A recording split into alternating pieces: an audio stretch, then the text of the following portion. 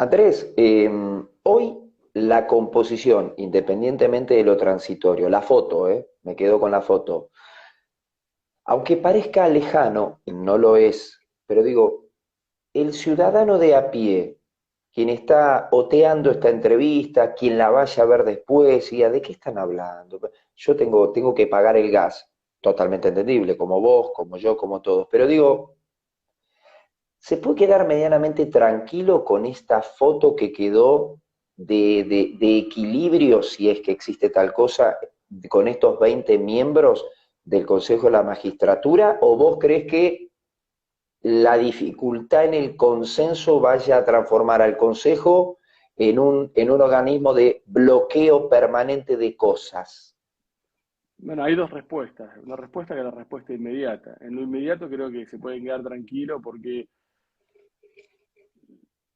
a la solución que se arribó es la más razonable de todas las posibles, sino quizás aunque esa sea la ideal.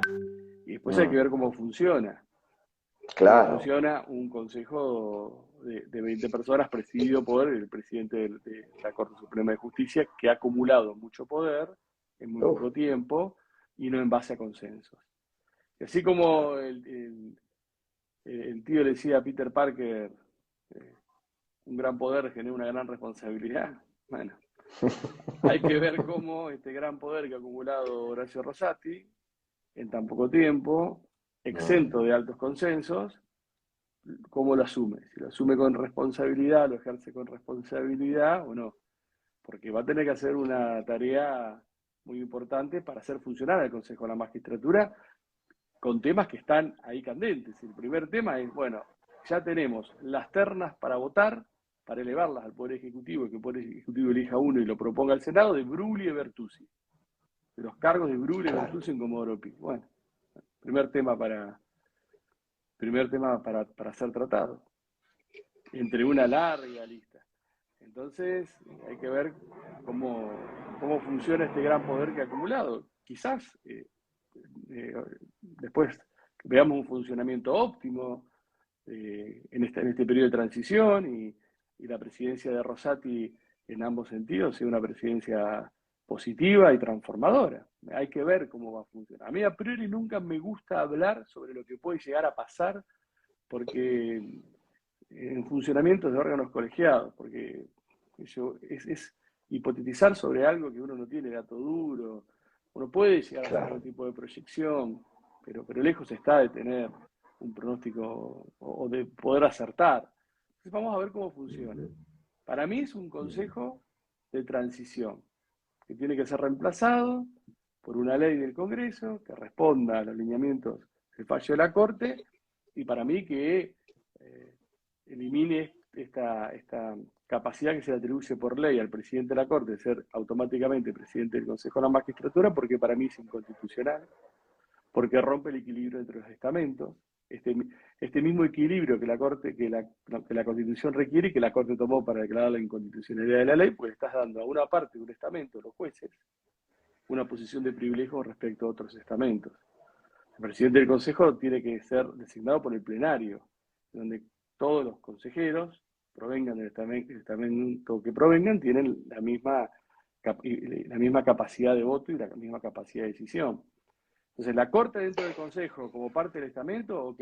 La Corte del Consejo, otorgándole de forma absoluta y a priori legalmente la presidencia, y es inconstitucional y genera en lo que es una idea republicana de no concentración de poder, de no concentración de funciones, muchos ruidos.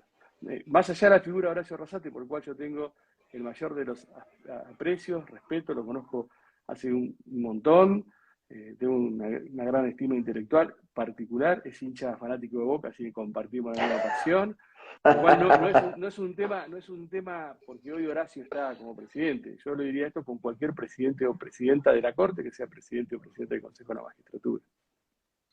Entonces, Para colmo de males, yo creo que debes estar al tanto. No sé si para colmo de males, qué sé yo, uno no sabe. Pero aparentemente en las últimas horas parece que está corriendo en paralelo un proyecto para ampliar el número de la Corte y algunos dicen que no estaría tan lejos de que se pasara a una composición de 9 miembros, algo ya empezó a salir publicado en el día de hoy. Digo, seguimos, entiendo que no es tu tema, pero digo, seguimos en este partido de tenis de poder, de conflictos intestinos, que quién sabe uno qué origen tienen, hacia dónde van. Bueno, algunos se perciben, otros no tanto. Digo, seguimos en este peloteo institucional por una cuestión que, digamos, de interés institucional pareciera tener poco, la verdad. Ya se les nota el truco, digamos, ¿no? Estoy al tanto, es totalmente inviable la ampliación de la Corte Suprema de Justicia sin un acuerdo nacional previo que implique una Claro, reformulación total del sistema. Es inviable desde el punto de vista político porque nuevamente va a caer en la grieta y va a ser una guerra de facciones. Es inviable otra desde el vez. punto de vista constitucional porque para nombrar a nuevos jueces y juezas necesitan los 2/3 de los mismos presentes en el Senado. Mayoría que está muy lejos hoy el oficialismo de poder acercarse si no hay un acuerdo. Y también es inviable desde el punto de vista de la perspectiva de las personas de carne y hueso, porque para mejorar el sistema de justicia hay que mejorar todo el sistema, no solamente ampliar la Corte, porque otra vez nos enfocamos en los nombres y no vamos al sistema.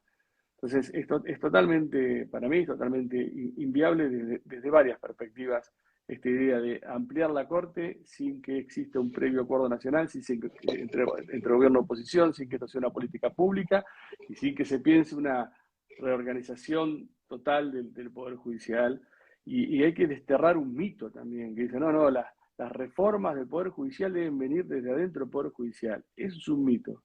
Es un mito simbólico porque es un poder endogámico. Es un mito constitucional porque el que tiene la facultad de sancionar leyes de organización del Poder Judicial es el Congreso. Se le puede consultar, se le puede debatir, pero es el Congreso el que debe sancionar las leyes que establecen la organización del Poder Judicial.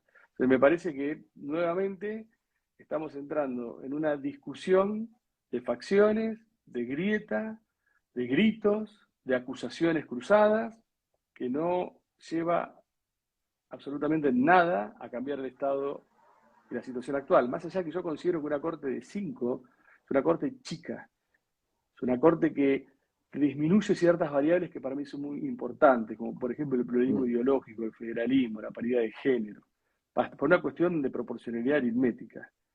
Entonces me parece que es una corte chica, tiene que ser de 9, de 11, de 13. Eso facilitaría mayores visiones pluralistas dentro de la Corte. En la Corte tiene que existir el pañuelo verde, el pañuelo celeste, con una densidad tal que se distribuya en los sentidos. Si son 5, entonces vas a tener una fortaleza enorme. Si son 11, 13, van a existir, van a dar su posición, pero va a haber una mayor circulación de sentido. Entonces, esa es mi postura en cuanto a la Corte. Ahora, no puede haber ampliación de la Corte si no hay un acuerdo político que establezca esto dentro de un programa general de reforma integral del Poder Judicial.